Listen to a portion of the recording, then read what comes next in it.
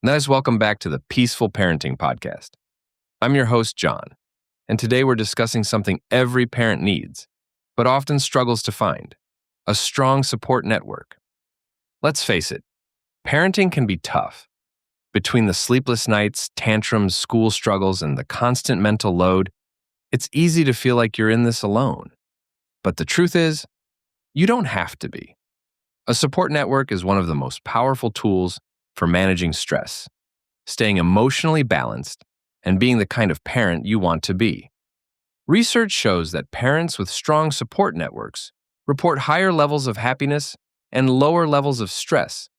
Why? Because having someone to lean on, emotional support, practical help, or just knowing you're not alone makes all the difference. To help us unpack this and give you some real strategies to strengthen your support system, I would like to welcome back our expert, Susan. Welcome, Susan. Thanks, John. I love this topic because so many parents feel like they must do it all alone. But that's not how parenting was meant to be. A strong support system isn't just helpful. It's essential for your emotional well-being. So, Susan, let's start with the big picture. Why is having a support network so important for parents? Great question. Parenting is stressful. It's emotionally and physically draining. When you're constantly giving to your kids without getting any support yourself, you eventually burn out. But when you have people to lean on, the load feels lighter. You don't feel as isolated, and you have people to help you process those tough moments. There are two big benefits to having a strong support system. Emotional support. When you have someone who listens, validates your feelings, and reminds you that you're not alone, it helps you feel calmer and more grounded. Practical help. Sometimes you just need someone to step in and give you a break, whether it's babysitting for an hour or picking up groceries when you're stretched thin.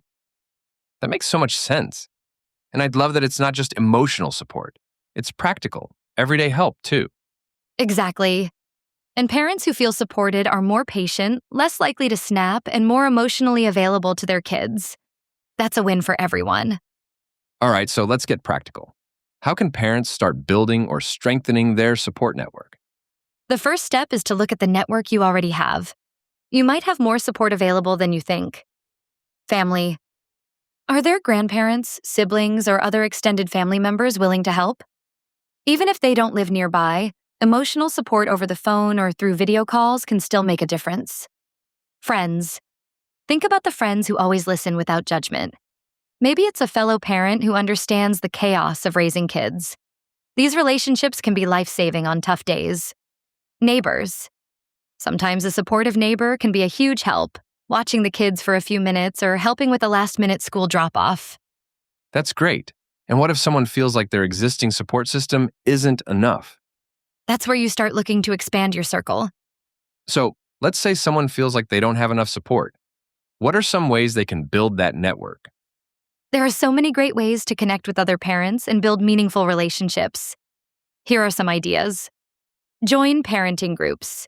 Many local community centers, libraries, and even schools have parenting groups where you can meet other parents going through the same things.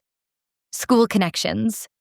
Get involved at your child's school by volunteering for events, attending PTA meetings, or just chatting with other parents at pickup and drop-off. Online communities.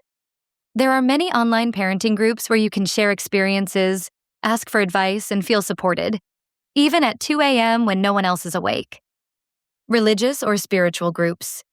Many faith-based communities have family programs, childcare support, and social gatherings that build a sense of community.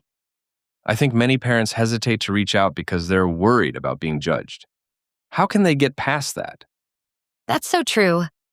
But remember, most parents are feeling the same way. If you take the first step, you'd be surprised how many parents are relieved to find someone they can relate to. That's encouraging, and it's true. When you're brave enough to open up, it creates space for others to do the same.